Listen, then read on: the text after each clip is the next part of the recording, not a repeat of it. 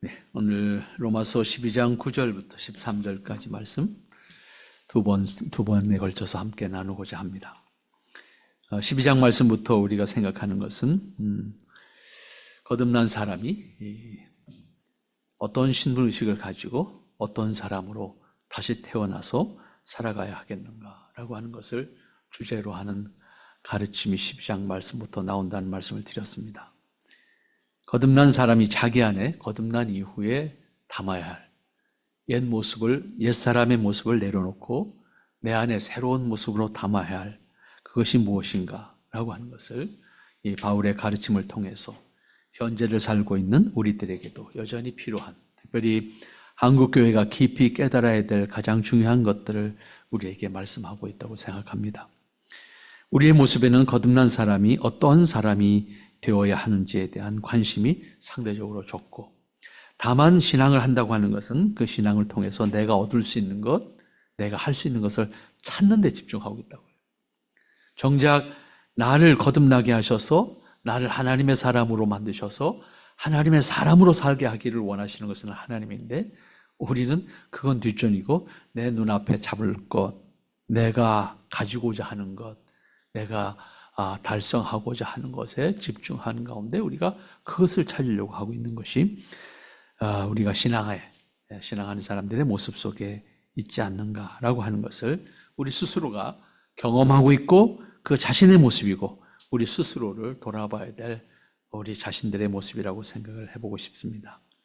여기 본문에서는 거듭난 사람으로서 그리스도인은 한마디로 오늘 9절부터 13절까지 말씀에서 한 가지 주제를 뽑으라 하면 바로 11절 말씀에서 주를 섬기라고 하는 말씀으로 바꾸어서 말씀을 드리고 싶습니다. 왜냐하면 우리가 거듭나기 전에는 나의 주님이 나였어요. 다시 말하면 나의 주인이 나 자신이었다. 거듭난 이후에는 내 주인이 그리스도, 예수 그리스도가 나의 주님이시다라고 하는 거죠. 그러니까 삶의 목적과 방향이 내 자신에서 하나님께로 다시 바꾸어져야 된다는 의미예요. 그러니까 거듭났다라고 하는 말 속에 가장 중요한 것은 나를 중심으로 하는 사고에서 하나님 중심의 사고로 바꿔야 된다고 하는 것이고, 생애의 삶의 목적도 내 중심에서 하나님 중심으로 바뀌어져야 된다는 의미가 되는 겁니다. 그런 의미에서 주님을 섬기라, 주를 섬기라고 하는 것은 종교적 행위를 강요하는 말씀이 아니라고요. 우리의 의식과 우리의 목적이 주님께로 바뀌어져야 된다는 의미라고. 그런데 여기서 주의해야 될 것은 지금 말씀드린 것처럼 주님을 섬기는 종교적 행위를 우리에게 강요하는 말씀이 아니라, 거듭난 사람은 주인이 자기가 아니라 예수님이어야 된다는 가르침이고, 자기가 주인인 사람은 아직 예수님을 주님으로 영접한 사람이라고 말하기 어렵다. 진정으로 거듭난 사람이라고 하면 자신의 주인을 예수님으로 바꾸어야 하고 철저하게 하나님을 중심으로 하는 나의 사고와 나의 목적이 있어야 된다라고 합니다. 우리가 일하는 목적, 살아가는 목적까지도 하나님 중심으로 있어야 된다라고 하는 의미가 되는 것입니다. 그러한 의식을 가지고 이제 구체적인 실제에서 우리가 어떻게 살아갈 것인가라고 하는 것을 한 절씩 한번 생각해 보도록 한다고 하면 9절 말씀 먼저 생각해 볼 수가 있겠습니다. 사랑에는 거짓이 없다. 악을 미워하고 선에 속하라. 이런 표현했습니다. 결국 여기서 표현하고 있는 말씀 하나를 끄집어내면 선에 속하라. 선에 속하라. 거듭난 사람은 그리스도의 긍휼과 사랑과 자비를 덧입은 사람입니다. 다시 표현하면 우리는 하나님의 사랑으로 거듭날 수 있는 사람이 되었습니다. 그러니까 난 내 안에 하나님의 사랑이 담겨져야 한다는 말이 되고, 하나님의 사랑이 담겨진 사람으로서 나는 내게 주어진 삶에 있어서 사랑하는 사람이어야 된다. 그런데 그 사랑은 선에 속한 것이어야 된다라고 하는 겁니다. 거듭난 사람은 출발점에서 자신을 부정한 사람입니다. 왜? 자신을 부정하지 않고 거듭남 불가능하니까요. 내가 죄인인 것을 인정하고 하나님의 사랑을 받아들일 수밖에 없는 사람인 것을 인정할 수밖에 없는 사람이니까요. 그런 의미에서 거듭난 사람은 그 출발점에서 자신을 내려놓은 사람, 자신을 부정한 사람, 자신을 포기한 사람을 의미합니다. 자신을 포기하지 않으면 거듭난 신분으로 변할 수 없고 거듭난 신분으로 자신을 만들어 가야 하는데 그것은 사실상 불가능한 겁니다. 어쩌면 거듭난 사람으로 살 수 없습니다. 그리고 이 말씀에 귀를 기울여야 합니다. 사랑에는 거짓이 없다. 이런 표현. 거듭난 사람은 무한하신 하나님의 사랑을 받은 사람입니다. 그 사랑을 자신의 인품에 담아야 합니다. 예수님을 믿는다라고 하는 것은 그냥 예수님을 믿는 종교적 의식을 가진 사람이 아닙니다. 내 인격이 주님의 사랑을 내 안에 담아야 되는 거예요. 왜냐하면 내가 그 사랑으로 거듭난 사람이니까. 그 사랑이 아니면 나는 거듭날 수 없는 사람이니까. 그러니까 내가 부정되어졌다고 하면 그 부정되어진 내 자리에 하나님의 사랑이 내 안에 채워져야 하는 겁니다. 조건이나 이해관계에서가 아니라 모든 조건을 넘어서 자신이 받은 사랑을 자신 안에 담아야 된다. 자신이 받은 하나님의 사랑을 내 안에 담아야 된다. 우리 일생을 살면서 우리가 해야 될 일이에요. 우리 자신이 하나님으로부터 받은 사랑을 내 안에 채우는 일을 하는 거예요. 그래서 나로 말미암아 하나님의 사랑이 드러나도록 해야 되는 것이 우리가 해야 될 일이다 그 말이에요. 근데 이거를 우리의 신앙적 목적으로 삼지는 않는다니까요. 우리의 신앙의 목적은 하나님 나라 가는 거라고 생각하고 있고 내가 땅에서 이루고자 하는 것을 억귀한 것이라고 생각하고 있다. 하나님께서 우리에게 하나님의 형상을 주셨다는 창조에서 우리는 생각해야 돼요. 하나님은 우리를 창조하실 때 그 사랑을 주셨어요. 하나님의 사랑을 우리에게 담아주셨다니까요. 그런데 타락과 함께 하나님이 주셨던 사랑을 버렸잖아요. 그래서 그 사랑이 타락한 이후에 이기적인 것이 됐잖아요. 자기 만족을 위한 수단으로만 생각하잖아요. 이거를 내려놓고 아무 조건 없이 우리를 사랑하시는 그 하나님의 사랑을 다시 우리 안에 담아야 된다라고 하는 겁니다. 이것은 누구를 위하기 전에 자신이 먼저 하나님의 사랑을 품은 사람으로서 하나님의 사랑을 알고 하나님의 사랑을 누리고 하나님의 사랑을 나눌 수 있는 그러한 준비가 우리에게 있어야 합니다. 사랑을 받은 사람이 사랑할 수 있다는 말, 사랑을 받은 사람이 사랑을 할 수 있다는 말을 우리는 일반적인 사람들과의 관계 속에서 교훈을 합니다. 이것은 매우 중요한 의미를 갖습니다. 우리는 사랑을 말로 합니다. 하나님의 사랑을 말로 합니다. 우리는 분명히 하나님의 사랑을 받은 사람이라고 생각하고 있습니다. 그런데 그 사랑을 내 안에 담고 있지는 않으려고 합니다. 이것이 우리에게 주어진 과제입니다. 그러한 의미에서 그리스도인은 하나님의 무한한 사랑을 받았다고 고백하는 사람들로서 그리스도인이 자기 안에 담아야 하는 사랑은 어떠한 것이어야겠습니까? 이것을 생각하면 사실 어떤 말도 하기 어려울 만큼 큰 사랑, 무한한 사랑, 영원한 사랑이라고 형용사를 써서 표현할 수밖에 없는 그 사랑을 우리가 담아야 되는 거예요. 우리 인격이라는 그릇 안에, 우리의 성품이라는 그릇 안에 그 사랑을 담아야 되는 거예요. 이것이 우리가 신앙으로 이 땅에서 살아가는 가운데 실천해야 되는, 구현해 가야 하는 신앙의 과제입니다. 하나님께 받은 사랑이 너무나 크고 누구도 대신 감당할 수 있는 것이 아니기 때문에 그 사랑을 말하는 것이 그리스도인이고 그 사랑을 나누고 전하는 것도 그리스도인이어야 한다는 사실을 무겁게 느끼지 않으면 안 됩니다. 그렇다고 하면 그리스도인 자신 안에 먼저 그 사랑을 담아서 그 사랑이 나로부터 넘쳐나지 않으면 안 된다라고 하는 것이지요. 그리스도인의 사랑은 자신이 하는 것이 아니라는 것을 바울은 여러 차례 강조합니다. 그리스도인에게 사랑을 말할 때는 네가 하는 사랑이 아니야, 네가 받은 사랑을 나누라는 거야, 이런 뜻입니다. 그리스도의 사랑을 내가 나누라는 거야 라고 하는 의미로 바울은 강조하는 것을 볼 수가 있습니다.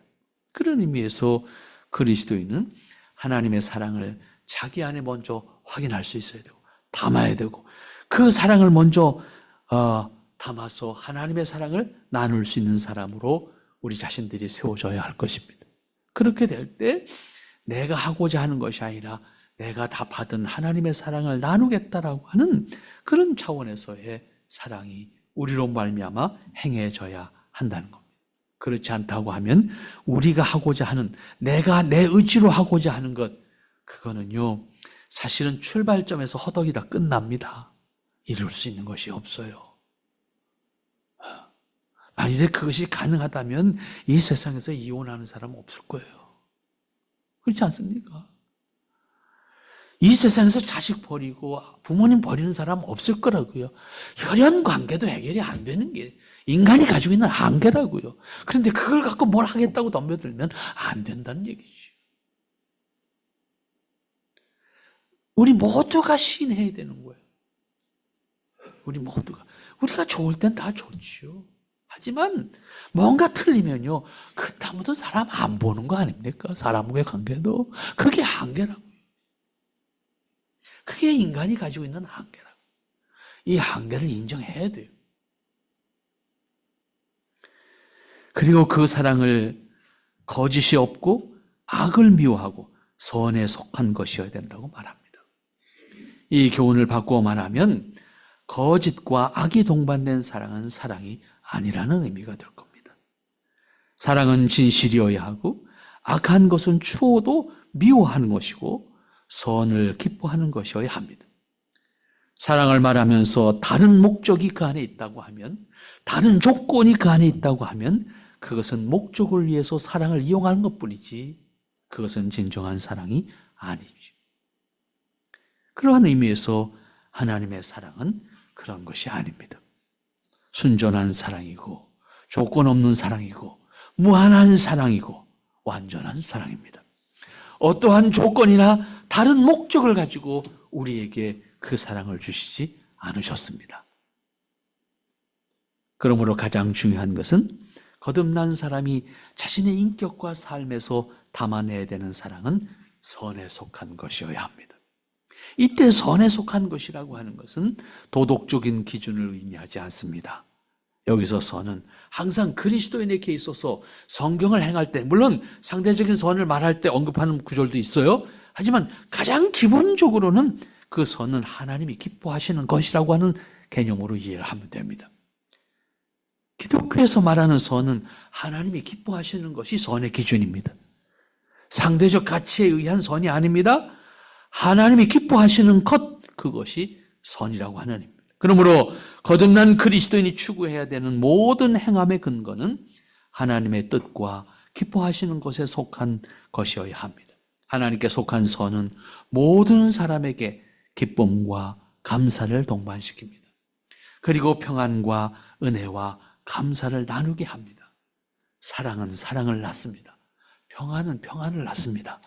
우리가 이 땅에서 늘 분규가 일어나는 이유가 어디에 있습니까? 내 것만 챙기려고 하는 과정 속에 만들어지는 거예요. 개인도 마찬가지고 사회와의 관계도 마찬가지고 국가와의 관계도 다르지 않아요. 온 세계가 시끄럽지 않습니까? 왜? 몇몇 사람들이 서로 자기 것 챙기려고 싸움 일으키고 무역전쟁 일으키고 난리치지 않습니까? 약속했던 거, 서명했던 거 다 없애버리는 한순간에 아무것도 아닌 거예요. 내가 힘 있으니까 내 마음대로 할게. 모든 사람이 힘들어집니다. 그러면서도 말합니다. 난 합당해. 뭐가 합당한 겁니다. 자기 기준이잖아. 그 다음 10절 말씀 봅니다. 형제를 사랑하여 서로 우애하고 존경하기를 서로 먼저 하라 그랬습니다. 서로 먼저 하라. 이런 표현을 우리말 성경에서 조금 더 강조되고 있는 것 같습니다. 앞에서 말씀드린 것처럼 거듭났다고 하는 것은 자신에 대한 주권을 창조주 하나님께 돌려드리는 것을 의미하는 것이고, 그런데 대부분 거듭났음을 생각할 때 구원받은 것에 대한 것을 중심으로 해서 생각하는 경우가 많습니다. 그러나 거듭났다고 하는 것은 하나님의 사람으로 신분이 바뀌었다는 의미고, 그 신분이 바뀐 것은 자신에 대한 주권이 다시 나에게 있는 것이 아니라 하나님께로 돌려드려야 된다는 것이 거듭난 사람이 가져야 되는 책임의식입니다. 자신에 대한 주권이 하나님께로 바뀌었다면 거듭난 사람은 하나님의 뜻과 기뻐하심을 살아야 합니다. 그러기 위해서는 하나님의 뜻을 기뻐해야 하고 그 뜻을 살아감에 있어서 어떤 다른 조건을 하나님 앞에 내놓아서는 안 됩니다. 하나님이 나를 향해서 가지고 계신 뜻을 기꺼이 깨우치고 그 뜻에 순종하는 것이 우리가 행해야 될, 우리가 가야 할 길이라고 하는 것입니다. 그러면 하나님께서 기뻐하시는 뜻이 무엇입니까? 바울은 이어진 말씀에서 교훈합니다. 형제를 사랑하여 우애하고. 이거는 거듭난 사람이 가져야 되는 가장 먼저 변화되어야 되는 모습이라고 표현할 수가 있습니다. 이것은 기본적으로 거듭난 사람이 갖고 있어야 되는 사랑으로 사는 자세를 가르쳐 주는 겁니다. 가장 기본적인 것은 하나님의 사랑으로 사랑하는 관계를 만드는 겁니다. 이것은 형제를 사랑하는 것처럼 서로 사랑하라는 말로 바꾸면 이해가 더 가깝게 다가오게 될 겁니다. 보면 형제를 사랑하고 우애하라고 대상으로만 생각하게 되는데 이거를 조금 더 우리 이 본문에 가깝게 이해하기 위해서는 조금 이렇게 바꾸면 돼요. 내가 혈연 관계에 있는 형제를 사랑하는 것처럼 사랑하라. 응? 이거는 포기할 수 없는 관계를 말하는 거잖아요. 해도 되고 안 해도 되는 것이 아니라 의무가 있는 거잖아요. 혈연 관계. 우리말 번역은 이 혈육의 형제를 사랑하라는 말씀처럼 느껴지기 때문에 본래 의미를 이해하기 위해서는 그렇게 바꾸어 보면 이해가 좀 쉽겠다 하는 말씀입니다. 형제를 사랑하는 것처럼 서로를 사랑하라는 말씀으로 이해하면 쉽게 본문을 이해할 수가 있을 것 같습니다. 여기서 깨닫게 되는 것은 거듭난 사람이 나누고 베풀어야 할 사랑은 단절될 수 없는 것이라는 것입니다. 끊을 수 없는 관계라는 겁니다. 형제의 관계에서 사랑하는 것처럼 사랑하라. 근데 요즘엔 부모 관계도 끊고 형제 관계도 끊는 세상이 되어버리니까 이 말이 맞는 말이 될지는 내가 모르겠어요. 그러나 저도 근본이잖아요. 근본. 혈연 관계를 사랑해야 되는 의무는 근본이잖아요. 그러니까 이 근본을 버리면 인간 다 됐다 그런 표현 하는 거 아니겠습니까? 더 이상 소망이 없다 그런 표현이잖아요. 그러니까 그러한 관계에서 혈연 관계에서 사랑하는 그 사랑을 하라는 것. 곧 그리스도인의 사랑은 선택이 아니라 의무라는 말이 될 겁니다. 형제의 관계를 단절하거나 취소할 수 없는 것처럼 부모와 자식의 관계를 단절하거나 취소할 수 없는 것처럼 거듭난 사람은 마치 형제를 사랑하는 것처럼 다른 사람을, 지체를, 이웃을, 형제를 사랑해야 한다는 그런 가르침입니다. 그러니까 거듭난 사람이라고 하면 먼저 사랑하는 사람이어야 한다라고 하는, 먼저 사랑이라는 말을 왜 굳이 썼을까라고 하는 건데 이건 조건이 아니기 때문에 내가 받았으니까 대신할게 라고 하는 조건이 아닌 거예요. 그리고 또 하나는 내가 그 사랑을 알았기에, 사랑은 내리사랑이라는 표현을 하잖아요. 먼저 깨달은 사람이 알아. 먼저 받은 것을 아는 사람이 깨달아. 그 사람이 나누는 거죠. 이어지는 말씀은 존경하기를 서로 먼저 하며 이런 표현을 했습니다. 여기서 주의 깊게 생각해야 되는 것은 존경하라는 말입니다. 앞에서 사랑하라는 말씀하실 때도 그렇게 말씀했듯이 거듭난 사람이 사랑하는 것은 선택이 아니라 본분, 의무라는 말씀을 했던 것처럼 여기서 존경하는 것도 마찬가지입니다. 선택이 아닙니다. 거듭난 사람은 서로를 존경하는 관계로, 존경하는 자세로 대할 수 있어야 됩니다. 오늘날 같은 시대에 존경이라는 단어가 사라진 것 같은 그런 느낌을 우리가 스스로 체험하고 있는 그런 시대에 살고 있습니다만은 이 말씀을 우리가 매우 깊게 생각하지 않으면 안 될 겁니다. 왜냐하면 존경이라는 단어 자체가 사라지는 현실에서 반목과 대립과 경쟁과 그리고 적개심, 서로를 제압하지 않으면 내가 진다는 생각으로 경쟁하고 있는 이런 현실 속에서 존경이라는 단어, 참 멀게 느껴지는 단어입니다. 경쟁하지 않으면 생존할 수 없는 그런 어떤 현실적인 환경 속에서 살아가고 있는 우리들에게 존경하라, 서로를 존경하라, 참 어렵습니다. 그러한 의미에서 거듭난 그리스도인은 이 말씀에 귀를 기울이되 참으로 무겁게 느낄 수밖에 없습니다. 바울이 왜 이렇게까지 말씀을 해야 했을까? 당시 로마 교회를 생각하면 이해가 됩니다. 우선 유대인과 이방인 사이에 형성된 분위기를 생각하면 금방 이해가 됩니다. 유대인은 이방인 무시하고 있고, 이방인들은 유대인들의 그 벽을 느끼면서 절망하고 있고, 그런데 복음의 은혜를 깨닫고 감격은 있는데 나눌 수 없고, 그런 의미에서 우리가 분명히 생각해야 되는 것은 거듭남은 인종이나 민족이나 국가나 피부색을 넘어서 예수님 안에서 은혜로 허락받은 신분입니다. 그런데 정작 신분의 차이 때문에 같은 교회 안에서도 서로 다른 신분과 입장 때문에 하나의 몸을 이루어지는 것이 어려운 것이 현실이라고 하면 이거는 믿음으로 극복하지 않으면 안 되는 교회에게 주신, 그리스도인에게 주신 사명입니다. 책임입니다. 이 문제는 인간 사회 어디나 있습니다. 그러므로 가난한 사람은 신분이나 인종을 넘어서 서로를 존경할 수, 거듭난 사람은 인종이나 신분을 넘어서서 존경할 수 있는 관계. 그것이 그리스도인의 모습이고 그것이 참 그리스도인의 모습입니다. 그런데 오늘날 세계적으로 일어나는 현상들을 보십시오. 끊임없이 이해관계를 통해서 민족을 중심으로, 혈통을 중심으로, 가문을 중심으로, 기업을 중심으로 뭉치지 않습니까? 전 세계가 힘들어하고 있지 않습니까? 근데 더 아픈 것은 기독교 국가들이 그럽니다.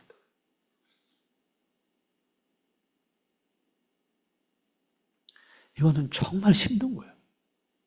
물론 그들이 신앙으로 하는 거 아닙니다. 그들은 정치적인 목적을 위해서 합니다. 그러나 제3세계 국가들이 보면 기독교 국가가 하는 거예요.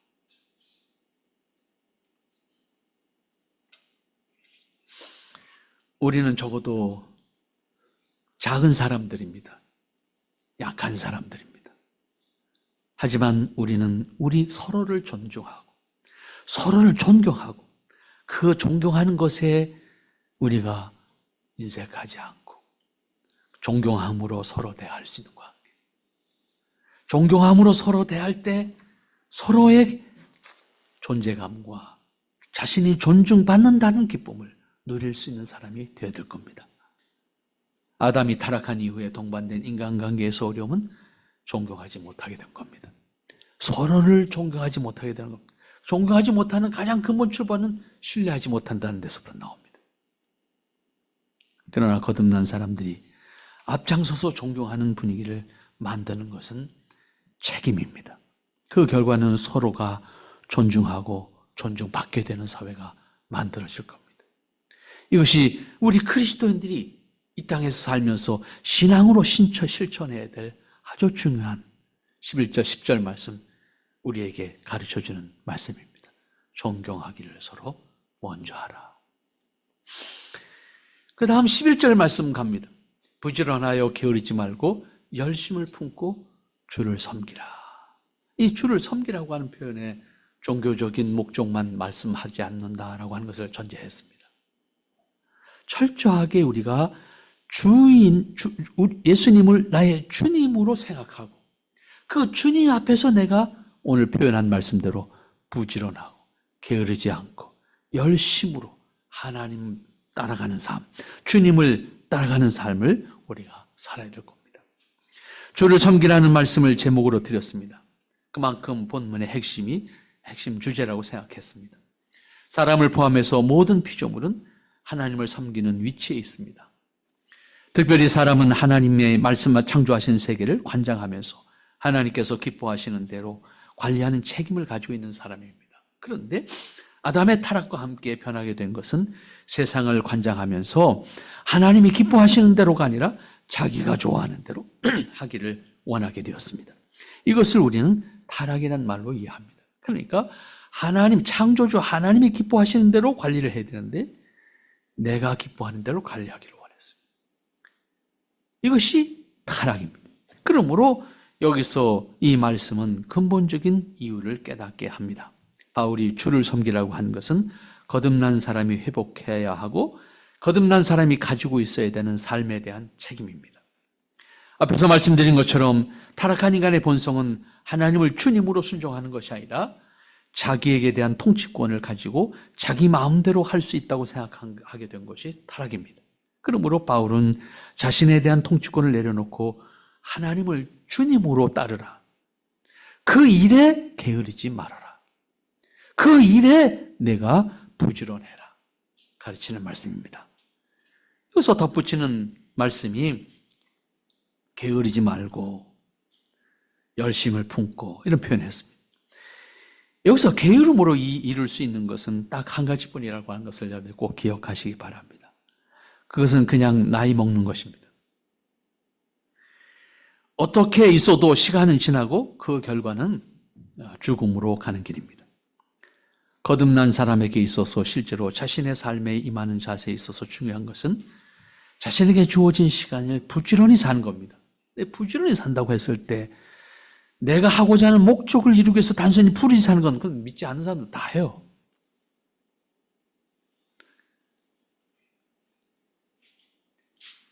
우리가 주님을 정말로 주님으로 따르는 일에 부지런하라고 하는 가르침에 주목해야 합니다.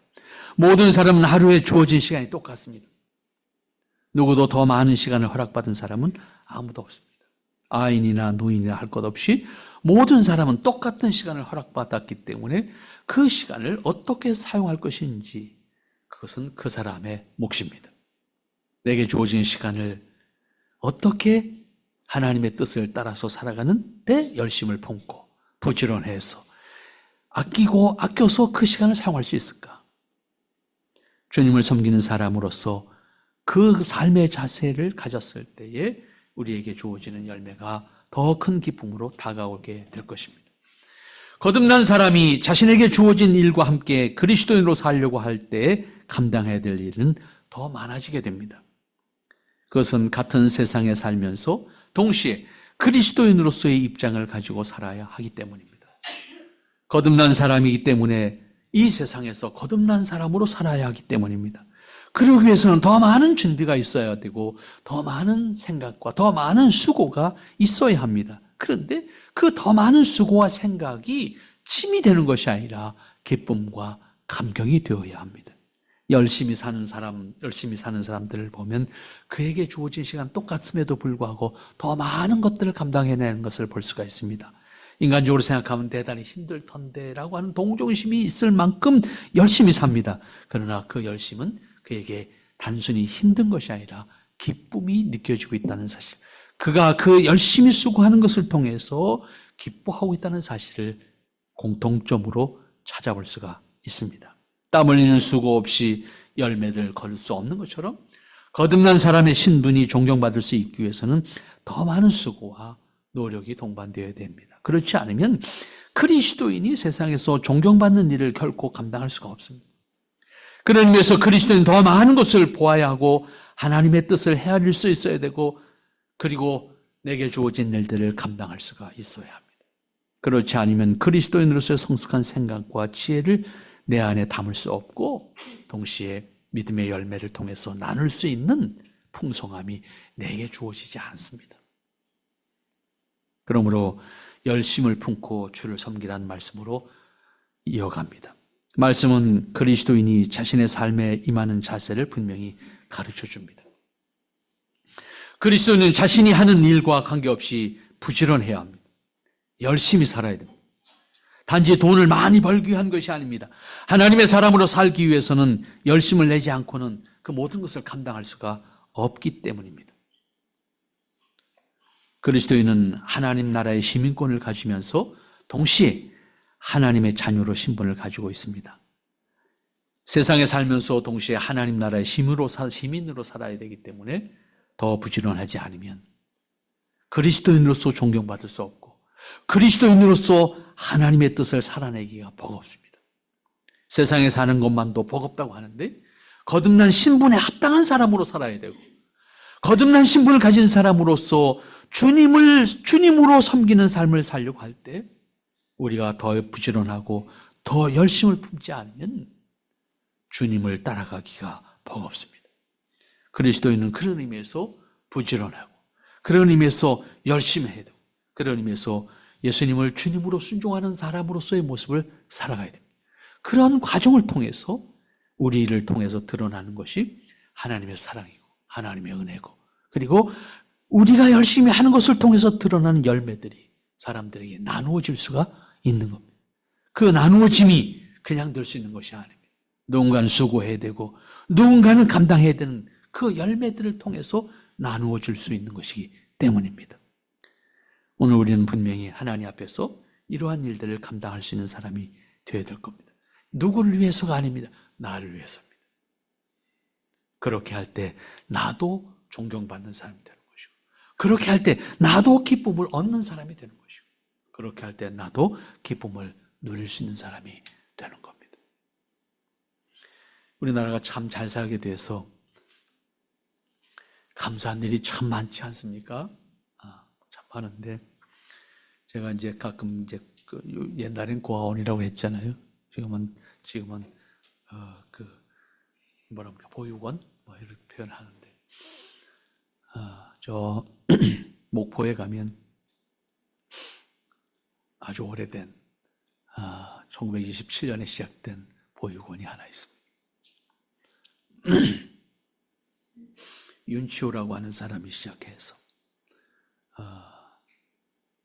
그 윤치호의 젊은 시절에 신앙을 가지고 길거리에 돌아다니는 많은 고아들이 있으니까 걔네들을 데려다가 총각이 데리고 살다 보니 이게 깝깝하잖아요. 그러한 모습을 보았던 당시에 식민지 시대니까 일본에서 건너온 자매가 윤치호와 결혼을 해서 그 고아원을 쭉 지켜 내려오잖아요. 지금까지 그 고아원이 잘 운영되고 있습니다. 근데 이 사람이 한편으로는 고맙지만 마을 사람들은 싫은 거죠. 왜? 그 사람 때문에 거지들이 다 그 동네에 몰려오잖아요. 아이들이 다 그 동네에 몰려오니까 사람은 싫은 거지. 그러니까 그 유달산 북쪽에, 북한 쪽에, 지금은 거기 길이 났습니다만, 사람 산 넘어가야지 되는 동네니까, 그리고 그 북풍이 치는 데니까 얼마나 춥고 힘든 거지. 사람이 안 사는 곳이고, 거기다가 천막 하나 치고 거기서 아이들 데리고 살아. 이 사람 별명이 거지대장입니다. 윤지호. 왜? 누가 도와주는 게 없잖아요. 애들이 많을 때는 500명까지 있어. 그럼 매개 살려야 되는데 하루에 500명 밥을 먹으려면 여러분 하루에 쌀이 얼마큼 들어가야 돼요? 생각 한번 해보세요. 그러니까 이 사람이 가서 못 구해오면 어떻게 되는 거예요? 애들은 다 굶는 거예요.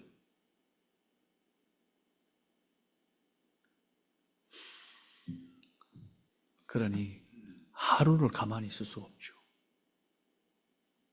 밥 먹는 아이들이 500명 밥을 하려고 그러면 장난 아닙니다. 제가 76년도, 77년도 당시에 지금 안산시가 됐습니다. 그때 바늘공단 만들어지면서 그래서 재건학교 할 때 아이들이 한 300명 학생이 있었습니다. 기숙사에 밥 먹는 애들이 한 100명쯤 있었습니다. 밥을 못 감당합니다. 애들이 일을 했는데 공장에서 돈을 안 줘. 애들 먹어야 되잖아요. 하루에 밥을 몇 가마씩 해야지 다 감당이 안 됩니다. 근데 쌀값이 없는 거예요. 시골이니까 방앗간에 가서 외상으로 가져오는 반찬이 없잖아요.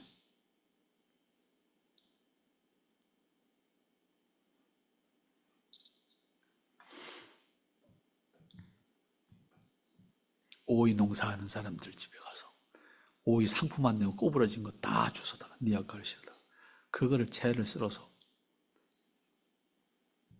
다른 양념 할 수 있는 게 없으니까 간장 우물에서 물 퍼가지고 간장에 타가지고 오이 냉국 한 달만 드시면 여러분 그때 오이 안 드실 겁니다. 오이 밭 옆에도 못 가겠어요. 오이 향 자체가 나를 감당치 못하겠어요. 근데 그 많은 아이들을 이 고아원 하면서 그걸 거두어 먹이기 위해서는 얼마나 부지런히 다녀서 먹겠어요.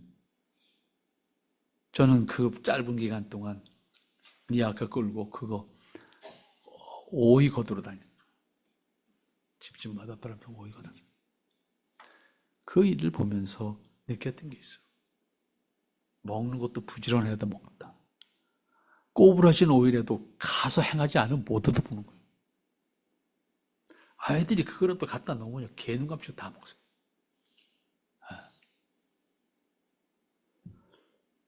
여러분, 우리가 주님의 자녀로 열심히 삽시다. 우리 시간 너무 없어요. 긴 인생 같은데 인생이 길지 않습니다. 우리 하나님의 사람으로 열심히 삽시다. 기도합니다. 거룩하신 아버지 하나님, 감사합니다. 우리를 거듭나게 하셨는데 아직도 내가 나의 주인 행세를 하고 있습니다. 주님, 나의 주님이 되어 주셨는데 나의 주님으로 살게 하옵소서. 아버지께서 부족한 저희들 주장하시고 인도하여 주시어서 하나님의 크신 사랑과 은혜로 살게 하옵소서. 예수님의 이름으로 기도하옵나이다. 아멘.